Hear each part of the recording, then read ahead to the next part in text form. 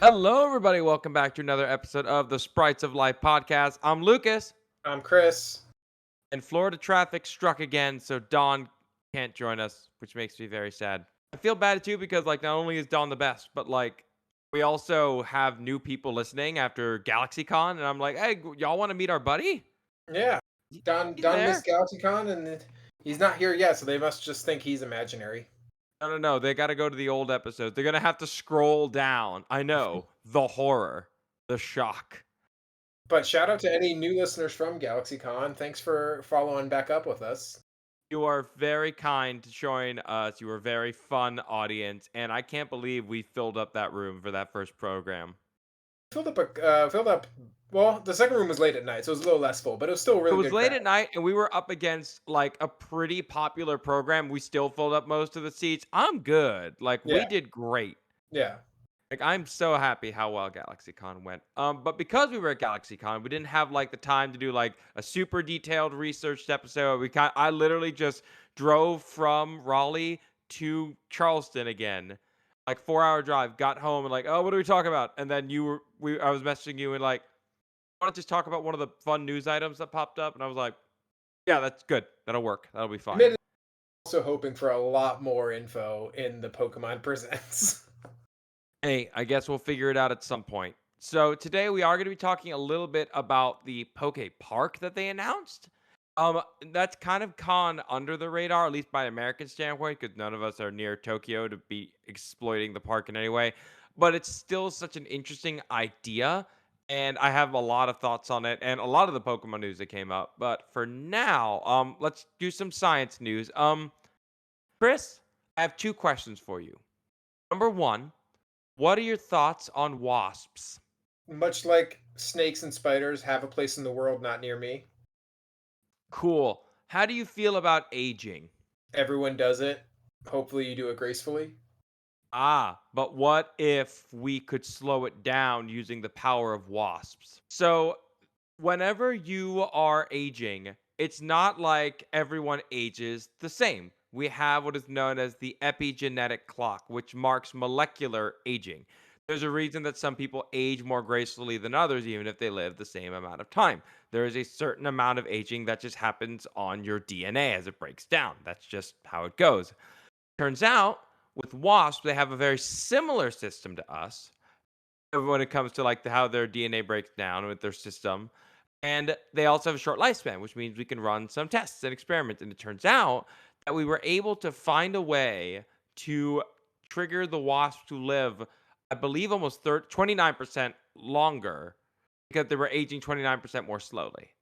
Interesting. Now, did it have to be applied early on in their life, or could they take an older wasp and give it more years?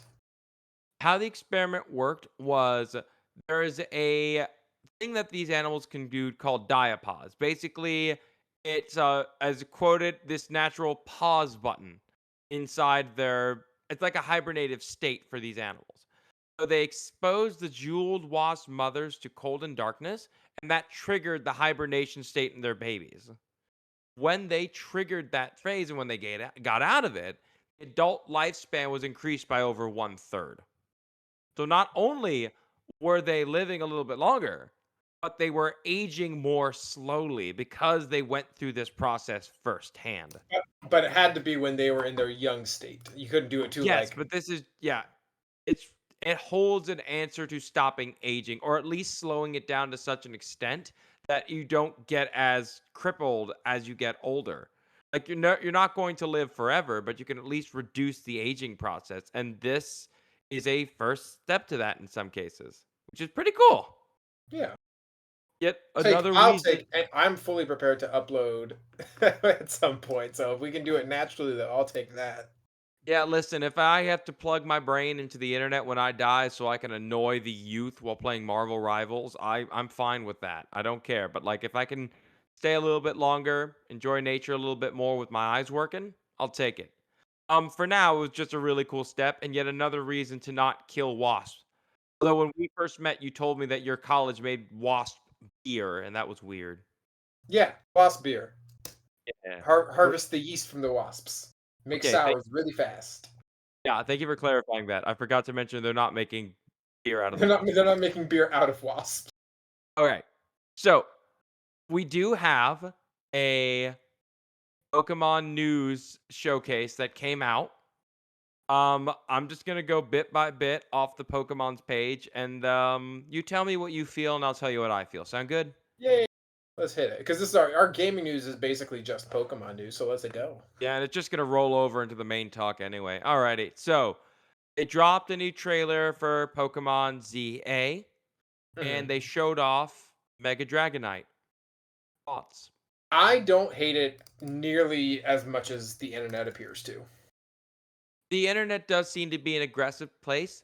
I do not care for this design, but at the same time, I know well enough that Mega Dragonite will sell many plushes to many children. Do I think it looks kind of silly? Yes. Do I think that its stats are going to blow things out of the water? Also, yes. I think a lot of this hate is going to go away once people start using it. I want to hit extreme speed as hard as I can and see what happens. That gets to my biggest complaint about the game, though, and that's like I feel we still know next to nothing about the game. I like we know Mega Dragonite, but we don't know if it has type changes. Like, is it going to be normal? Is it a normal dragon? Is it flying? Like, we don't like we just know it's a thing. I am more so concerned that they're not showing us as much gameplay. And my fear is that this is another Scarlet and Violet where they just couldn't get a handle on this system. And they made it in part for the Switch 2, but also the Switch 1. And I think this game just runs like garbage. And they're only showing us little bits. Specifically, garbage on the original Switch, right? Yes, I do not know what the Switch 2 will do, but I think this game is going to run like wet hot garbage. On the And it's going to original hurt Switch. them. I mean, if it couldn't handle Scarlet and Violet, we'll see. I played I Scarlet and am Violet on the thankful. Switch too. I restarted it and tried it and I enjoyed it. There's still some glitch, but at least it ran properly. I should be getting my Switch 2 sometime soon in the mail, so I will be holding out hope that things are working out okay. But like it's like yeah, I don't know. I guess maybe they're saving big news for Worlds in a couple weeks, but I feel like we're also overdue for the next gen, so there's that announcement's got to come at some point. Yeah, that'll I think that I think we'll get into it later. There's a few more things to cover. In gaming news, we also had more details on Pokemon Champion. And it basically confirmed what people said. It's like, yeah, this is basically going to replace competitive Pokemon battling in the foreseeable future. The place that the like competitive circuit battles on. So like when this would hopefully alleviate the question. So like when the original Legends Arceus came out, there was the question of, well, is this the next like hub for battles, or is it going to be in still in Sword and Shield? And the answer was Sword and Shield, and they had to find a way to get the new ones from Legends Arceus into Sword and Shield. But instead, it appears the idea is that this is now the hub for battling, and you can either get Pokemon in the game through redemptions of some kind of currency type stuff, or it links to your Pokemon home. So you still would need the mainline games and all that to funnel into Pokemon home if you don't want to have to unlock them specifically in Champions. It is important to point out that according to what I read on their site, the currency cannot be purchased. It has to be won through battle. Like you basically have to fight to get points. It's like the was it the battle tower points in the main games? Like it's like that. Yes, and I'm good with that. If they're gonna make money, please do it by cosmetics. I'm looking at one picture now, and there's someone wearing like clothes that aren't like what I would consider like baseline looking. So I'm here for it. Like, yo, just cosmetics are fine. Please do not make this pay to win. We will riot. It'll be the end of competitive. Let Just not good. us. It's already pay to win with the DLC Pokemon, Yeah, no. but like Urshifu go burr. let us put our Pokemon in silly hats. We can do Yes. it in Pokemon Go. We can do it in Unite. Unite. We can do it in Unite. Let us do it in the main game. Let us fight with Fireman Blastoise. That would be pretty sick. I would love that. In more gaming news, they announced a Android game. You might appreciate this, Pokemon Friends. Yeah. It's just puzzle games. So it's on both. It's not just an Android game. Okay, no, yes, it's a Nintendo Switch and iOS and Android. So it's brain teasers and different little in-game mini game sort of deals. It's cute. Not for me. Cute. It's that like I downloaded to see what it's about, and like it's fun. It's pretty standard. I can like it's very apparent that like this is for a demographic, and I'm not that demographic. But I love brain teaser games. They're fun. Let's see. Most of the game stuff is done, but they did announce that there's a new show or series called The Misadventures of Sirfetch'd and Pichu, which The seems dynamic cute. duo we never knew we needed. Yeah, precisely. Pokemon Concierge is getting a season 2, and that was super comfy cozy and everyone loved its design. I knew people who didn't like Pokemon at all. It's like I watched this to relax because it was just super cute. Yes. Okay, they announced again. Let's see. I'm literally just scrolling down the Pokemon list. Let's see. World Championship coming. They mentioned a Pokemon card. I'm gonna drop this picture in our Discord though because I want you to see it and love it as much as I do. I Yeah. love the No. picture for it. Have you not seen the artwork before or anything? I have not. It's the Tenta. It's the Toad School that like it does it. That's it. So It's fantastic. I am like I'm a little so you can so like because maybe it's because I've been following like the Pokemon Center Worlds merch and like all that's been coming out. So the Toad School definitely super cool. It's going to be on like some pins and stuff. I'm a little sad that that one is not going to be on a plush. But I I would will pay a say large amount of money for that on a plush or a card. so here's I'm dropping in the Discord too. This is the overall plush line for Worlds, and the Machamp is my favorite. Machamp looks good. Yeah, I like him. Looks good. the, Looks. I mean, I the love varsity Machamps in jacket ones. general. I mean, I can like they're all going to be super popular. Like I love the look of it. But yeah, the Toad School is like I would also pay money for the pin that of that. Like I think it's super cool.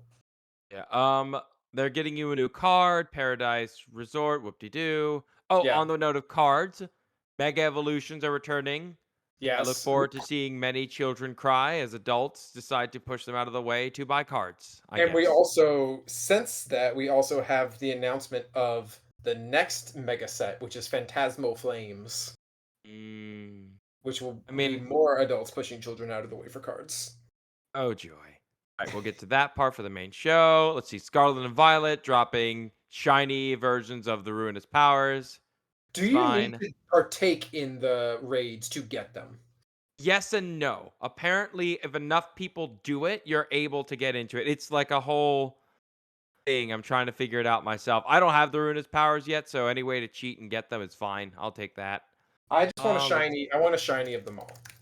I want a shiny Wo-Chen because it looks like it's like falling rotten leaves, and I'm like, that is exactly what a destructive snail should do. Uh, Pokemon Go. What did we get? Just Go Fest? Yeah, Go Fest. Pokemon Go Fest 2025 Max Finale. yeah, You would with know more about that than I would. Eternatus coming out. Someone did the math, and the XL candies to fully max out Eternatus are apparently like stupid. It Uh, was just purchased by Saudi Arabian company, so I'm not well, surprised. but you can't even like buy XL candies. Like that's not I think like the monetization of that just isn't feasible. So Mm. God knows what is going on there. But quick Pokemon Go side tangent. I've told you about this, so I will tell the listeners. Uh, they released Aegislash, and they messed up really hilariously Yeah, didn't you because say they like upped the defense? They like upped the so defense by like 1,000 instead of like 10? so the shield form and the sword form, much like the main games, we're gonna have opposing stats. So when it's in shield form, it's gonna have higher defense. When it's in sword form, it's gonna have higher attack. And so the main strategy or the idea behind the strategy is that you wanted to like farm up a lot of energy when you're not taking damage in shield form, and then pop off a bunch of charge moves, dip out so you don't take extra damage, unnecessary damage while you're in sword form because you'll reset to shield form. That was the idea. What happened when they released it is that the modifier for shield form should have been times 1. Instead, it was times 1,000 or times 100. Yikes. So it was like I think it maxed out, or I saw people who maxed it out in like the 1,300 CPs, and they were in the Master League against like a maxed out level 51 Ho-Oh in like the high 3,900s, things in the low 4,000s, and Aegislash was spanking them because its defense was so high. Hey, at least they fixed it. Like, they fixed it in a day. So, it wasn't that bad. It's fine. Yeah, if they couldn't get the patch in, they were gonna have to ban it because it was so bad. Let's see. Pokemon Masters EX is still a thing, and they added Carmine and Sinestra. That's fine. No. Pokemon Unite is getting Latios and Latias. I Yes, don't know how that's gonna play. Let's see. Oh, they're adding okay, they're adding them. Let's see. Da-da-da-da-da. All right, Pokemon Sleep. Apparently, you can find the legendary dogs now. Fine. All to be right, and sleeping. last up, Pokemon Cafe. Don't care about any of those. Do you care about any of those? I mean, Uh, uh, I played it for a little bit and it's fun, but again, not my bag. yeah, if anyone truly cares, I'm not disparaging it. I'm just being honest and saying that we don't care enough about it to cover it. I'm sure there are others that do. Please don't hate us. But the last news, and the news we are going to spend the rest of this time talking about, is Pokepark Kanto. So, Pokepark Kanto is an extension to an already existing theme park in Japan that is going to basically change the game in how Pokemon has done um basically real world events. So, in the case of the Pokemon's Fossil Museum that is coming to Chicago in 2026. They go from museum to museum and they put that all together and then they just leave. There have been pop-ups. There are pop-ups all over Japan for Pokemon stuff and other anime merch, and that happens a lot. This will be a permanent fixture in a Japanese theme park, and it is going to be, if they can pull it off, really, really cool. Like, this is probably the coolest thing I could think of them doing because it's going to change the game and how Pokemon reacts with the real world. And if it goes well there, who's to say it cannot go well somewhere else? So I'm really excited to see how it goes. I'm trying to see if I can find it. All right, so with this park, do you know the name of the theme park that it is going to? No, I do not. Okay, I wouldn't expect you to. So when Americans think Japan, they usually, if they think theme park, immediately do what people do when they think about Florida. They think about Disney, they think about Universal. But as you and I both know, as people with the borderlines of our state, there are other theme parks in the middle. There's Carowin in the Carolinas, there's the Six Flags of the world. There are different theme park styles for them, and they're going to be putting this Pokemon one not in Disney Universal, but in Yomiuri. Oh, sorry, I'm gonna pronounce it Yomiuri Land. So Yomiuri Land is. I'll drop a picture of it on Discord, and I want your thoughts on what you think of this place just by this picture. I mean, it looks like a theme park. It looks super Yeah, fun. that's Like, it, man. yeah. It's a theme park. It's just a theme park, but it's been in the Tokyo area since 1964. Okay, Like, so it's seen some stuff. it's seen some stuff, and it is a Tokyo theme park. Like, this is something that is not owned by another company. This is not owned by anyone foreign. This is a straight up, this is as Kanto as you can get. For those who don't know, the Kanto region is what you call that Tokyo area around it. So the Kanto region versus the Osaka, which is the Kansai region. So Pokepark Kanto taking place in Kanto region makes sense. I really think that it's nice that they're using a local theme park. Universal could have easily said, like, here's millions of dollars, build it here. And Especially they, since they already have like a Nintendo World. yeah, no, it would have been perfect. But Pokemon is diversing out to try these more local parks.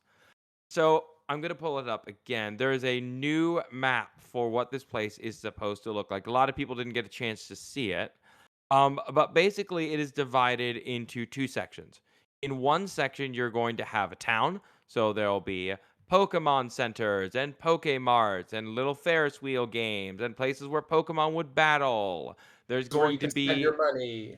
yeah, that sort of stuff. That the fun stuff. But then the park section, if you look at the map, is basically just an area where you can go for a walk. And as you walk, you'll have a chance to see iconic Pokemon from not just the Kanto region, but across other regions as well. I was reading that when I found it out. I gotta find it. Okay, I'm gonna show you what I saw to realize. Oh, wait a minute. They really are using different stuff. Okay, so if you look at the promotional poster, I want you to look. All right. Look to the cave on the right. I see Sableye. Yeah, you see that little goober? He's in there. I'm trying to look around to see if I see any more. I see an Ambipom. I see a Greedent, dead center. There's a Mimikyu. Hmm. Okay, Mm, I think this is really cool. Look to the Bidoof. very left at the Gengar and the Nidoran fighting. Yeah. Oh, that's Yeah. good. Oh, Denende is in there too. Yeah, no, this is what they want. They want to try and have a little bit of everything for people to enjoy. And I'm super excited. I think even though I might not go to this park because I'll be honest, I'm not the guy who has the money or the means to go to, well, Japan opened a theme park, I'm a go. I'm I'm excited. I don't know. What are you feeling? I mean, I think it's cool because it, like you alluded to, like it could open a lot of doors. Like if this goes well, odds are like you don't bring in something Pokepark Kanto if you aren't intending at some point to do like Pokepark Johto, Pokepark or Pokepark Galar. Like it opens it up for all that. And who's to say that there aren't other areas around the world that aren't Japan that also could get a shot at something like this? It won't always be in Japan. I mean, that's the thing about this park system is that it's a permanent structure. So this is Pokepark Kanto will stay there until it Yeah. eventually closes with the heat death of the universe or whatever. But it's just being added as a permanent fixture. If we had a Unova that was just in like Hoboken, New Jersey, that would be hysterical. Okay, how expensive do you think it would be to build like an Alola in Hawaii version? To build it? God, like imagine the land costs in Hawaii are through the roof. So I'm just like Yeah. if they went for like the main goal of like one in each of the regions they're built in, I'd be like, good luck. I feel at that, for if you're really trying to do it, like you're just doing it in California. I Yeah. I mean, know it's not the yeah. same, but I know it's more monetarily feasible. And the native Hawaiians would not have any more reason to hate you. So, that's always a plus. I don't know. I mean, it's a really, really amazing idea to do this. I think it changes, but it did give us the idea of what would a Kanto park really look like? Like if you actually built a nature park next to a city in the Pokemon world, what Pokemon would be running around comparatively to our world? I mean, obviously there are going to be some ones that if they snuck in, it's probably not great. But like I'm talking about like what are the equivalents in our world? Like if you walk to a park in our world, what do you see versus what do you see in there? So kind of wanted to talk about it. How do I put this? Pidgey is a better representation of like birds in a park than Pidove is. Does that make sense? I mean, it probably will once you explain. Okay, so Pidove is based on the rock dove. The rock dove is a very popular bird, specifically because it was shipped around the world because they made great carrier pigeons, and then people got rid of them because they got phones, and they were left in the streets to squabble and fight and live the rest of their lives. Pidgey, on the other hand, is great because it is very adjacent to birds in the order Passeriformes, and the birds in Passeriformes are things like warblers, finches, and thrushes, and even sparrows. But not pigeons. No, Pidgey is based off the Eurasian tree sparrow, at least in part and majorly in spirit. While it doesn't look exactly like it, if you have spent any time walking the streets in either China or Japan or Korea, you are going to see this little bird everywhere. They are all over the place. And every urban environment. I think you might have actually seen them, or at least their cousins, if you've ever gone to Disney World. Let me go ahead and pull them up for you. Yeah, it's like this little brown. It's a little brown and white guy, right? Yeah, it's a little brown white guy. You see them all over the place. It's a super common bird in Asia, and it's also incredibly important to the natural ecosystem. They are considered a pest by some because they eat grain, and so people don't like that. Very famously in Chinese history, the horrendous dictator Mao Zedong decided to go, "Hey, we need to get rid of these birds from eating our grain," and so he got rid of all the birds. Everyone went out and they made scarecrows and scared them all to death and exhaustion. Turns out they also eat a lot of bugs, like grasshoppers. So the locust swarms were left unchecked, and it caused one of the greatest famines in the last 100 years. That's generally how stuff like that goes. Yeah, so these birds are incredibly important to the ecosystem, and I think they So, would so, so be. the grain, so the grain in this instance was the tax. Yes, precisely. It's you eat a little bit of grain. Like, I mean, if you have a big enough swarm, it's still devastating for the farmers, but not as devastating as the locusts. Yeah. In any case, these are very common around a lot of city street corners. They're very adaptable. They can live not just in forested regions, they can live in urban environments. These are exactly what you'd expect to see in the trees in a Pokemon world if it's by a city. The Dex Sentry also points out that it doesn't fight unless it has to. So that makes it better than filling your park full of Spearows, which just seem just a little bit aggressive and hateful. Spiro is looking for a fight. Yeah, no. In that first episode, I bet if Ash had just walked by that thing instead of throwing a rock, it would have still attacked him. It I just feel like in that same vein, like of if we're like looking at like the early path birds, I feel like the worst ones to see are Spiro and like Rookidee. yeah, Rookidee would be. Rookidee's also looking for a fight. Yeah, that thing is looking to like get some valor and glory, like Crusader style, not through honorable combat. Just like give me the violence. Yeah. I'm trying to think if it learns any attacks that might be a problem for guests. Maybe Whirlwind For Rookidee or for Pidgey? for Pidgey. I'm trying to think. Like I guess Whirlwind Uh, might be an issue. does it learn Whirlwind? I think so. This is like old school Kanto days. Hang on, pull them up. Oh yeah, no, it definitely learns. It learns Whirlwind. It learns Twister. Those it Yeah, so learns that Hurricane. Not the most fun. okay, but like still, every Pokemon learns something a little bit dangerous. So Yeah. I mean, as far as we're concerned, that works out pretty well. And if you have a balanced ecosystem, they might be controlled enough to leave you alone. To be fair, it Uh, learns Hurricane at level 53, and so what are the odds of a wild Pidgey getting to level 53? yeah, you make a point. I mean, I'm not saying it isn't possible. That'd be really funny if like you saw it evolve. It's like, kids, get in the car. Get in the car. We're out of here. No, leave the picnic basket. Just run. That wouldn't be fun.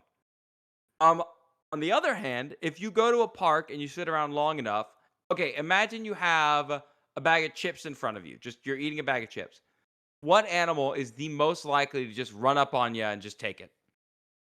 Besides birds, probably a squirrel. Yeah, probably. It took Pokemon quite a while to make a true squirrel Pokemon outside of Pachirisu and Emolga. Like, just like, oh yeah, these are just Pikachu's, but not. So, Scoville, how do you that? Scovet? Skwovet. Squavet. It is Squavet. Squavet and Like Greedent. covet, but with a squaw. Okay. I can never. Skwovet and Greedent. You can't have a park without squirrels. And most of the time, if you're going to a park, you're going to see what's known as the gray squirrel. If you're listening and like, what's a gray squirrel? You know what a gray squirrel is. You've seen them every day of your life because they are almost everywhere around the world now. Originally, they were found east of the Mississippi River. But because of the British, at least in part, they're now all over the place. So the reason your parks are infested with squirrels, especially in the early days, it was because in the 1870s, when the British found out about these squirrels, they took a bunch of them back with them and decided to breed them and let them go because they added a fashionable flair to the parks. Yeah, that tracks for human choices. Now, the good news is gray squirrels in most areas are exotics, not invasive. The difference is an exotic species is one that does not do any major damage to the ecosystem. But Just because it's exotic in one place doesn't mean that it is not invasive in another. In Britain, they basically chased out the native red squirrel species because they just competed them. They're just way better at it than they were. And so in places like Florida, where we don't have too many of them running around, versus places like further north, where there are a lot of different things like the ground squirrels and red squirrels, they added a problem. So while these would be seen in the parks, I'm thinking in Pokemon it would be just like in our world where people like let them go and they're just all over the place and they fight with the local Rattata population and there's not much anyone can do about it. I I feel a do, little bit bad for Skwovet because all of its dex entries just show that it has a massive anxiety problem. yeah, better than Greedent, but they just call it an idiot. I hate, It goes from being, but it gets rid of its anxiety. yeah, by dumbing itself down. I'm too stupid to care. I have fixed the anxiety is a terrible solution. That's like gym bro mindset. I'm too dumb to know I need to go see someone to talk to. I guess I'll lift more weights. No. I guess I'll shove more berries in my mouth. Yeah, I'll just keep eating. That'll dumb maybe the berries are doing it. Maybe just eating the wrong berries and they're dropping his IQ like a rock. Speaking of squirrels, Lucas, are you familiar with the white squirrels of Brevard? White Squirrels of Brevard sounds like a D&D campaign I want to play. So Brevard, North Carolina. There are a couple other places. I just say North Carolina because I'm in North Carolina. I think they're in Illinois and Tennessee too. But you should look up white squirrels because they're Okay, really cute. White Squirrels of where now? Brevard. That is indeed a white squirrel. Look at it. It's so cute. It is very cute. I mean, it's not the cutest squirrel I've ever seen, but I mean, it's still very cute. I will say I am upset that they made Greedent dumb because squirrels are really smart, at least compared to what they are problem solvers. There's a YouTuber that literally goes about and makes like mazes for squirrels to get food and they solve it over time. Also, they have never built a bird feeder that can stop a squirrel 100%. Unless, well, no, because I was gonna say unless you do the cayenne, the capsaicin one, but then they're just gonna develop a tolerance or a liking Yeah, for no, that. some squirrels have already developed a tolerance for cayenne pepper. So you got to go like Ghost or Habanero, or like you got to find some Carolina Reaper, and Yeah, but maybe that'll then do the you're gonna trick. make them. You're just gonna make them stronger. You're either gonna kill them or make them stronger. And there's so many of them that you could kind of get away with it. You shouldn't go out trying to kill wild animals. That's awful. But like, still, eh. Now, admittedly, we are gonna have if we pull up the map here. Did we get a pond? We get a pond, right? I think I saw a pond in there. No, there's no pond. Oh, There, that's a there will shame. be, there will be water. If there is not, yeah, there better be water. I mean, like, if you, what kind of park doesn't have water? What's wrong with you? We're gonna have to put ducks in it. Unfortunately, we only have one true duck, and it's awful. We need better duck Pokemon. Technically two, but it's the same. It's just a Ducklet, you mean? very. Oh yeah, Sirfetch'd. Sirfetch'd is yeah, it's still the duck, an angrier duck, but a duck nonetheless. Now, do you or know? Have you heard of the old Japanese saying that this is based off of, or at least its English translation? Something about like it's like you're not gonna see a duck who comes with onions or something like it's something like that. I'm butchering it. Okay, I'm gonna try pronouncing it in Japanese to see how much I retain. Kame ga negi o shotte kuru. A duck comes bearing green onions. So this can have two meanings. One refers to either getting really lucky because it's kind of like, I guess the American equivalent would be a cow comes bearing two buns. Or like a pig with an apple in his mouth. Yeah, a pig would come in with apples now, that sort of thing. Yeah. Or it could mean someone who's really naively walking into danger. Like you are the duck holding green onions. You are making this, you're putting yourself at way too much risk to be hurt. Yeah. Like your friend who keeps messaging the girl who's clearly using him for his money, he is a duck who comes bearing green onions. The reason I get upset is that ducks have a lot of diversity. Everything from range, diet, plumage, like sizes, everything. Like ducks are so unique, and each one of them can kind of do their own thing. There are ducks that are going to be diving, like the hooded mergansers. There are ducks that are going to be flying thousands of miles throughout their lifetime, like things like mallards and other ducks. Like, oh my gosh, like the horned grebe. You have never seen a horned grebe before. They have the worst feet ever. It is probably one of the most horrifying things. So, like, first out, let me go and find him. So this is at least one horned grebe. Go ahead and take here. You can have that. That's a horned grebe. Very Okay. nice. Yeah, enjoy that. It looks like feather feet. Yeah, but they're so bad at walking on land because their feet have so adapted to water that they can only fly or swim. Walking, they just fall forward. That's unfortunate. No, it's very fortunate. They've gone quite well with themselves. They survived well enough on their own. I'm not saying that Farfetch'd is a bad Pokemon. I'm saying that we should have more than just one duck because it's based on a stupid joke. Now, if you do have ducks in your park, you are going to invite trouble. And by trouble, I mean predators. Do you have any peregrine falcons in Raleigh? I have not seen them, but I would not be surprised. Spoiler alert, you do. They are probably Right. one of the most widespread birds of prey on Earth, and they are found on every single continent except Antarctica. So, What, Talonflame, what would be the ancient Greek translation for no falcons? now I'm going to have to Google Latin. No, that's great. Let's see, hang on. I'm going to look it up. Hang on, let's see. Latin for falcon. Okay. After a Let me quick see. Google, I believe it is pronounced Hirex or Okay. Kirkos Because in Latin, I found it as falco. and Falco. Antifalco. Antifalco. Antifalco. Welcome to Antifalco. Now that you think about it, you could have named Antarctic Anti almost everything. It's Hmm. true, but we only cared about bears. Yeah. It All could right. have been it could have been no humans, but they Mm, found humans. Ant sapien? Ant homo sapien? Whatever. Anyway, point is, unlike other birds, when it comes to human encroachment, peregrine falcons and other birds of prey, as long as there's no pesticides being put everywhere, they can do real well. The peregrine falcons of Central Park in New York City are incredibly famous for living in these urban environments and hunting wherever they can. Talonflame hunts like a peregrine falcon. It dives bomb its prey at 300 miles per hour. In real life, a peregrine falcon can hit over 200 miles per hour, which is still pretty nuts. But how they hunt is the cool part. It's not just the dive bombing. If you've ever played a little game called F-Zero or a little bit of Super Smash Brothers, we all know the Falco Punch. Turns out they based it off a real thing.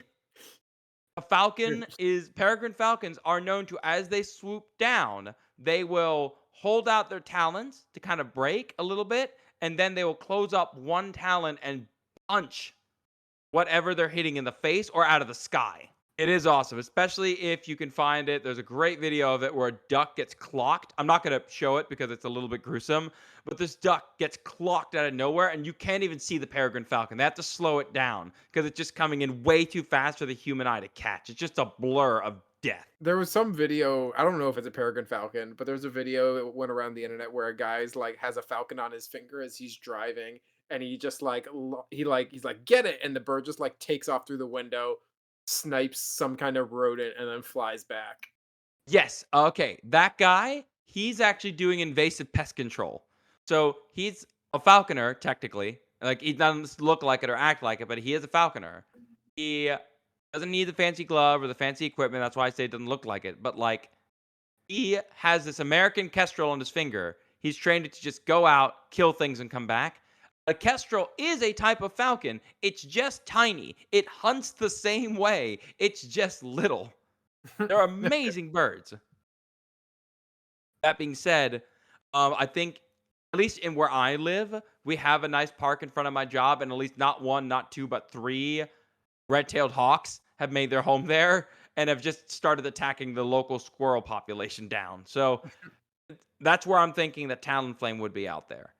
So those are like my natural choices for like what's going to be in the park. I do have a few more unhinged takes, but I want to kind of hear from you.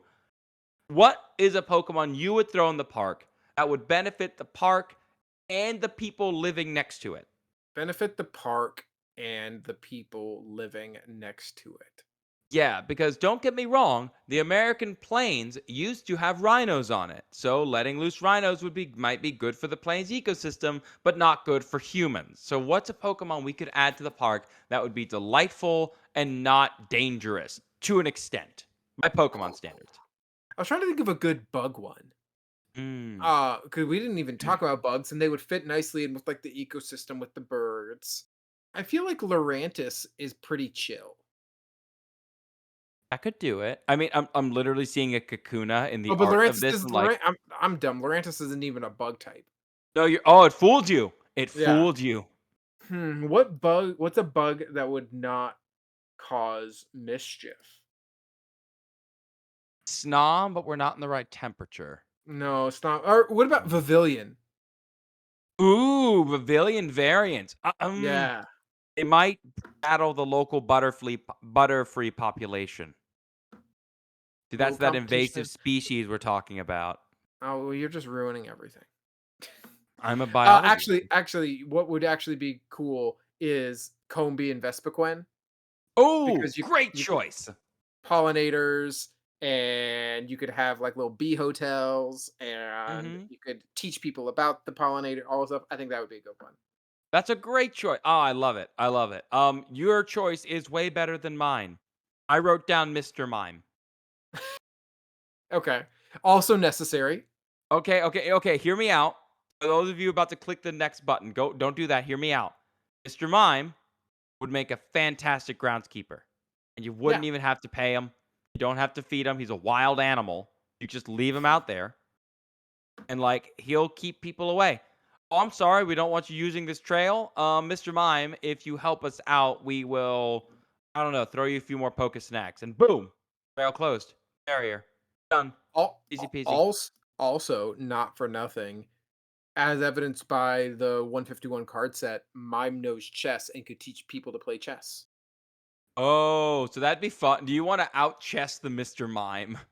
Yeah, like I think like that is like a crucial part of the park is the chess area. Do you have that card? I want to see it. Oh, that's a cool card. I like him. I think it is important Oh, to he note is playing chess.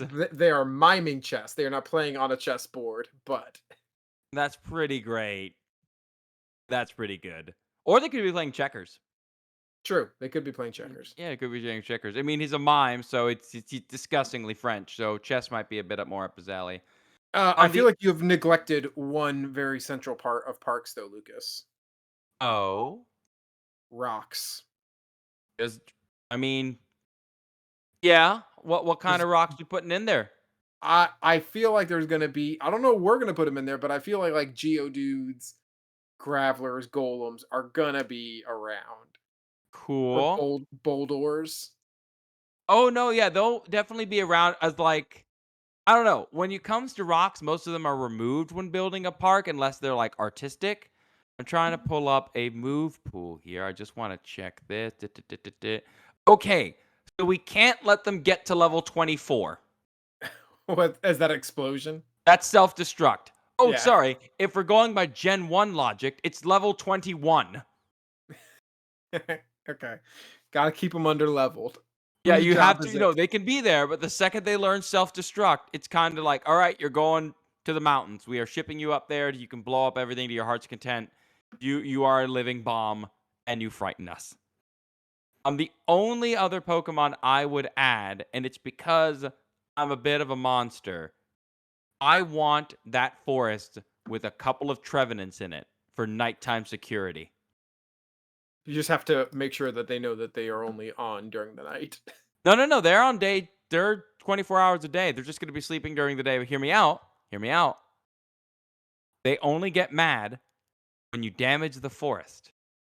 Like they're not going to care if you stay on the path and follow the trail and don't be a jerk and go off trail and destroy things. As long as you are not messing with the trees, you're good. I don't want people carving their wretched names in their trees for the sake of young love. No, I want the Trevenants to come and drag them out of the woods or deeper into it. Whatever the Trevenant's feeling. I don't mind. Although we do have one problem. I was gonna say to get Trevenants there, you're gonna like some How do you get a Trevenant, Lucas? A child goes into the woods and dies. A phantom is born from his lost soul. That lost soul gets stronger, and we get Trevenants. Yes. So, okay, we're thinking a little bit too brutally. There's probably, I don't know. Okay, if we go past Lavender Town, I'm sure we can find some phantoms that have been hiding away somewhere, okay? If we go to the town full of all the dead things, I'm sure we can find one nearby in the woods, okay? Okay. Like, we don't have to throw the children into the woods ourselves. Somebody else has already been doing that for us, and we are just reaping the rewards of their cruelty. We're not the monsters. We're just giving these dead ghost children a home. Okay, fair enough. Yeah, no, I'm doing a service. I should get a medal. I should get a ticket to Pokepark because I'm really excited for this theme park, and I really, really, really hope that this goes well. I mean, it's a theme park, so things happen. Economic downturns can occur and cause damage. Tariffs can slow things down for building material. A lot of things can happen between now and when it opens in 2026, but I'm really excited to see what they do with it. I'm also very Yes. shocked that they were able to keep it a secret this long. Construction is not quick. No, it's not. And when does it open again? It is opening sometime in 2026. I believe some estimates put it at early 2020, first quarter 2026. Here it is. Okay. So it's gonna pop up pretty quick. Yeah, tickets are going to go on sale before the end of 2025, and I'm really hoping that they are priced in such a way that the local population can go instead of just being bought out by rich Western tourists, because that's been a huge problem in Japan with the dropping of the yen, is that people aren't able to like enjoy things as much because the prices go up because the yen value is low. It's a whole mess. And I really hope this is priced and sold in such a way that it lets Japanese people enjoy this park for themselves. It looks amazing. And if it works, maybe we'll get some here in the United States. Probably California. Chris, thanks so much again for helping out on this one. And thank you all for listening. Again, GalaxyCon people, you were super nice to us. I really appreciate it. That's all we really got. But hey, tune in the next 2 weeks. We got a new episode coming up. Until then, have a wonderful rest of your day or night. We'll see you guys in the next episode. Bye, everybody.